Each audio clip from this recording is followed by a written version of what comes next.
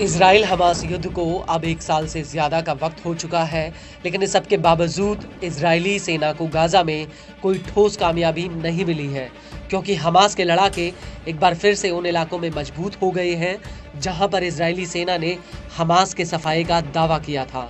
बल्कि उल्टा अब गाज़ा के हर गली कूचे पर आईडीएफ के टैंकों की तबाही का मंजर दिखाई दे रहा है। लेकिन इस सब के बीच गाज़ा युद्ध से उठी आग अब वेस्ट बैंक तक पहुंच चुकी है, जिसका नज़ारा अब नेतन्याहू को खुद दिख रहा है। दरअसल वेस्ट बैंक के अलग अलग हिस्सों में आईडीएफ पर ताबड़तोड़ हमले हो रहे हैं और खुद नेतन्याहू को सूझ नहीं रहा है कि वो हालातों से कैसे निपटे।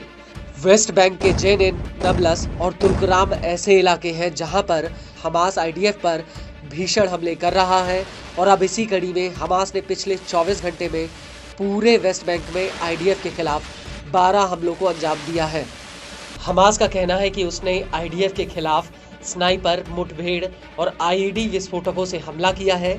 लेबनानी न्यूज़ एजेंसी अल मायादीन के मुताबिक 1 दिसंबर 2024 को जेनिन के सीर गांव में प्रतिरोधी लड़ाकों और आईडीएफ के बीच भीषण मुठभेड़ हुई है, जिसकी वजह से आईडीएफ को डोटन चेक पॉइंट और अल जालमाहा से फोर्स को सीर गांव की तरफ तैनात करना पड़ा, जबकि माउंट सीर के आसपास भी इजरायली एयर स्ट्राइक के बाद हालात काफ़ी बेकाबू हो गए।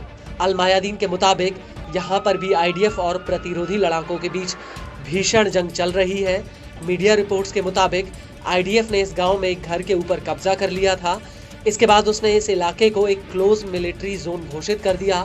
अल मायादीन के मुताबिक इस गांव में आईडीएफ की गोलीबारी में 2 फिलिस्तीनियों की मौत हो गई। हालांकि इजरायली आर्मी रेडियो का दावा है कि आईडीएफ ने यहां पर 4 लड़ाकों की एक सैन्य सेल पर हमला किया। इजरायली रेडियो के मुताबिक आईडीएफ काफ़ी समय से इनके ऊपर निगरानी रखे हुए थी। वहीं फिलिस्तीनी मीडिया का आरोप है कि आईडीएफ मारे गए लड़ाकों की बॉडी भी अपने साथ उठा ले गई।